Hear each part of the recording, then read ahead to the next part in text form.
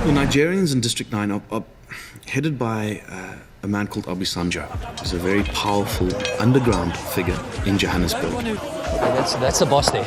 Okay, no problems. No problems. Keep walking. Don't look at him. Don't look at him. It's just going to cause problems. Trent, don't form me now. Double lap, baby. Double lap.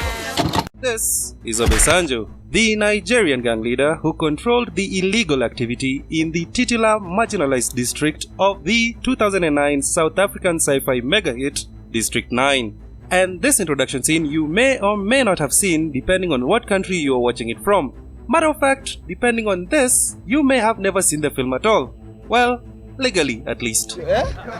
You and I both know that there are illegal weapons inside here.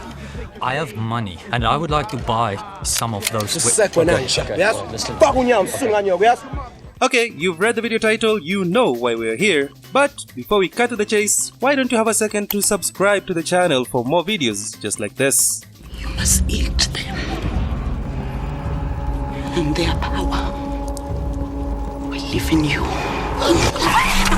Now, movies and TV shows face censorship across the globe. This isn't something inherent or something special about African countries. And I would also like to say up front, this video isn't here to admonish censorship practices as a whole. I completely understand why they exist, and in a few cases, I actually agree with them. And where I feel that I do not, well, I will most definitely let you know. In understanding the censorship practices of Africa, the first thing you have to consider is that this is a very conservative continent. It's actually probably why we haven't seen a mass extinction of our megafauna. I don't care if you laugh or not, that's a smart-ass joke. That's a smart-ass joke. But no, seriously, whether through religion, either by Christianity or Islam, the two dominant religions in the continent, or by cultural heritage and traditional African practice, African countries are majorly conservative. Ergo, the first and easiest way to get your production banned in an African state is to challenge those beliefs. That is not a commonly held belief, and even amongst our friends there's still some views that we have to challenge, and that's part of the work. So making the film became personal because you had to challenge people and their conversations and how they were viewing identity. Such as is the case with Rafiki, a Kenyan film centered around the themes of LGBTQ relationships. And, as you can imagine, that got canned, even though it was getting critically received at the Cannes.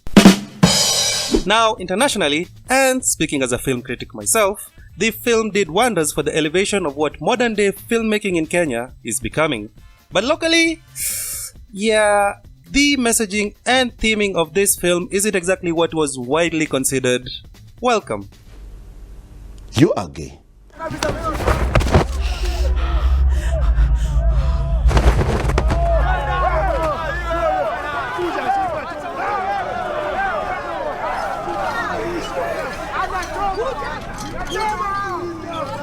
Which led to the film being banned by the Kenya Film Classification Board just a few short weeks after release. However, the decision was challenged in court and overturned, thereby allowing this film to screen and stream.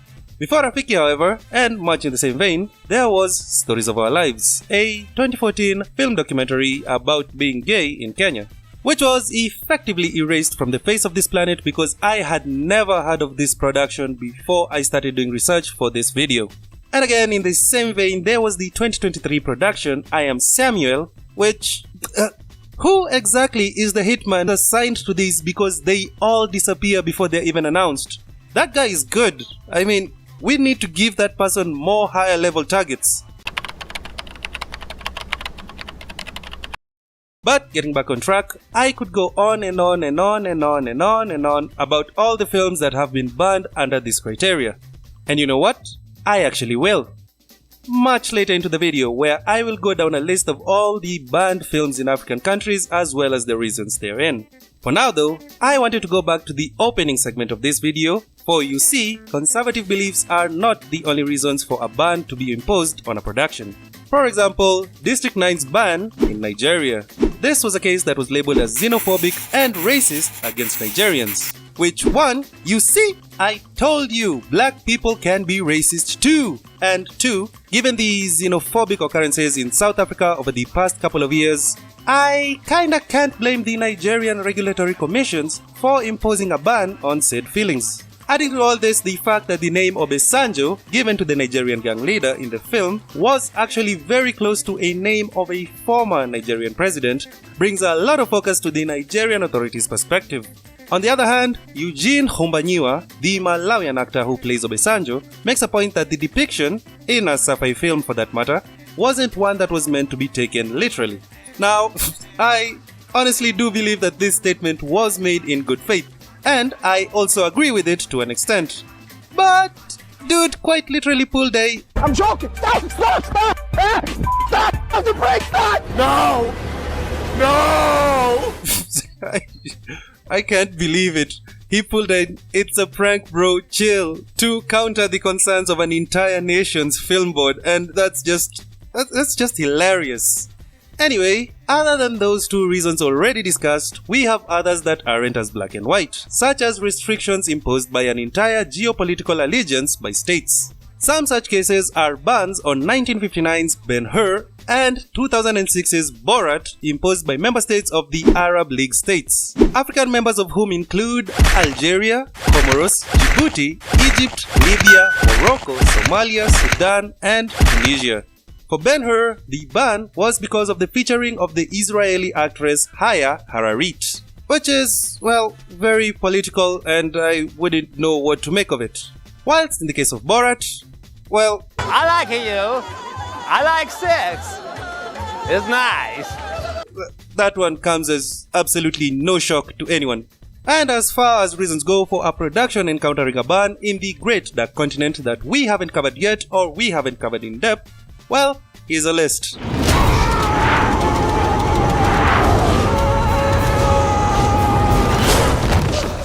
Starting off at Algeria, which aside from the Arab League bans that we had already discussed, they actually had a ban on 2023's Barbie. Doesn't seem to matter what I do, I'm always number two. Citing that the film promotes homosexuality and does not comply with Algeria's religious and cultural beliefs, which actually pretty much fits into the conservative ban that we started the video with. Taisez-vous! Taisez-vous! Taisez-vous! Taisez-vous! Prenez votre retraite! Laissez la place aux jeunes! Laissez la place aux jeunes! Allez-y les gars! Burkina Faso and Niger put a ban on French TV show The Bachelor, citing reasons of being contrary to their values and customs, as well as being stigmatizing to the nature of African women. The Democratic Republic of the Congo imposed a ban on L'Homme qui répare les femmes, also known in its English title as The Man Who Mends Women, a documentary about a Congolese gynecologist who turns to rape victims. And this might be the only ban on this list that has no citation as to the reason why. Next up, we have Egypt, which has the longest list of banned films that I have for you today, and I will not go through all of them, but I can go through the highlights. Starting off with The Prince of Egypt, which I'm pretty sure none of us is surprised about, and the citation for it is obviously religious reasons. As is the case with the Da Vinci Code, also cited for religious reasons, this time more on the blasphemous side, and of course Bruce Almighty, also cited for religious blasphemous reasons. However, this one was lifted after 4 years, assuming it's because Jim Carrey was hilarious in that. 2003's The Matrix Reloaded is also on Egypt's ban list, and wow.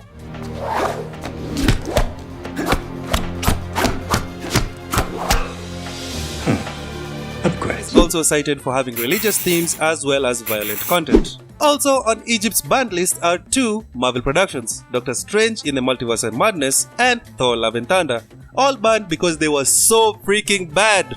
So, just checking. Oh, brother, this guy stinks! No, they're actually banned because of LGBTQ representation. But still, they were awful movies. And finally, Sony's 2023 Spider-Man Across the Spider-Verse, also due to LGBTQ representation. Alright, whatever. Whatever? Wow. Whatever? Do I get to say it? Please tell me that I can say it. Say it. You're grounded! Ghana had a ban on 1955's Les Maîtres Feux, also known as the Crazy Masters, for a myriad of reasons, key of which being an exotic racism of the African people. Next up we have Kenya, which I'm gonna say upfront shocked me. I have no idea where these bans came from. I had no idea this was actually a list of banned films in Kenya. And I honestly do wish that I could go back in time to when I did not know that these were the films that were chosen to be imposed bans upon. Wolf of Wall Street? Seriously? I know you're not following what I'm saying anyway, right? That's okay, that doesn't matter. The real question is this: was all this legal? Absolutely fucking not. Banned, get this, for explicit sexual content, profanity, drug use, and nudity. That's exactly what film ratings are there for. Do we not know how film ratings work? What? And alongside it, 50 Shades of Grey, also banned for being R-rated, I guess. Again, another thing sorted by the film rating. You already know what's on the film by the film rating. You don't have to impose a ban because the film is already rated to... Never mind. Nobody on the Kenya Film Commission is actually listening to this, so... it is what it is. It is what it is. Next up, we have Morocco, which had a ban on 1958's Tot Watches, banned for being politically incorrect. Then we have Senegal, which has one of the funniest reasons for a film to be banned.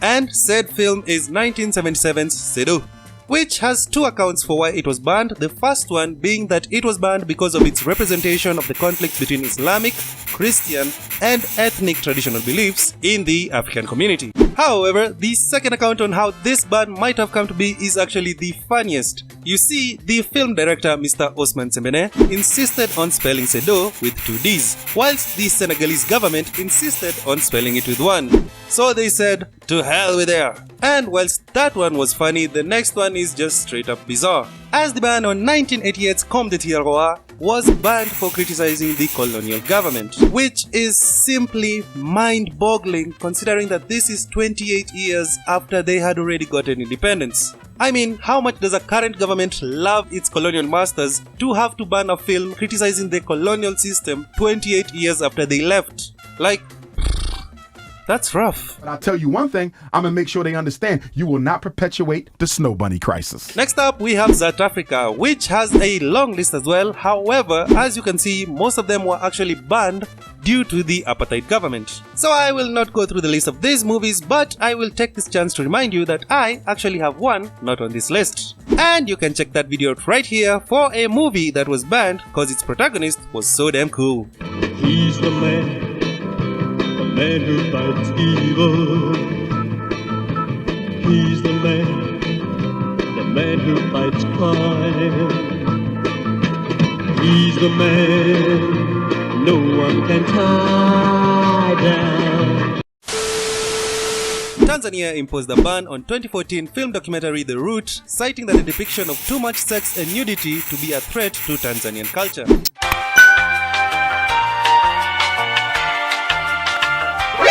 NANI?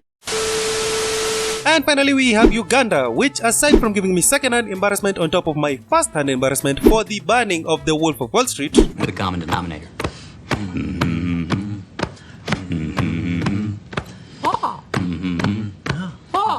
has a very sad historical 7-year film gap brought about by President Idi Amin Dada, Your savior! who banned all foreign films in 1972 through to 1979, citing that they all contained imperialist propaganda. Ask my soldiers. Ask those who have had the honor of boxing me. Ask my wives. Why even ask my girlfriends? Whew, that is quite the list. Hold up. Wait a minute. Something ain't right. They ask you how you are, you just have to say that you're fine when you're not really fine, but you just can't get into it because they would never understand. And I am very sure that this is not an exhaustive list. So, feel free to share some more down in the comment section below. Heck, even if you're not an African viewer, feel free to share some of the films that have been censored in your country and their specific reasons for doing so. The more ridiculous the reason, the better. All that said though, the censorship practice is not going anywhere. As a matter of fact, in 2023, several articles were published about different African states negotiating deals with Netflix to exclude risque content from their regional catalogs. And Damn, this would be the perfect place to do an ad read for some VPN or something like that, but I am too small a channel to do those. So if you enjoyed this video, help me make this channel bigger by subscribing so I can get some awesome ad reads to end videos on. But no, seriously, I really do hope that you had a great time with this video. Leave a like if you did, leave a comment so I get to read your minds. And it has been your soon to be banned. No, don't want that.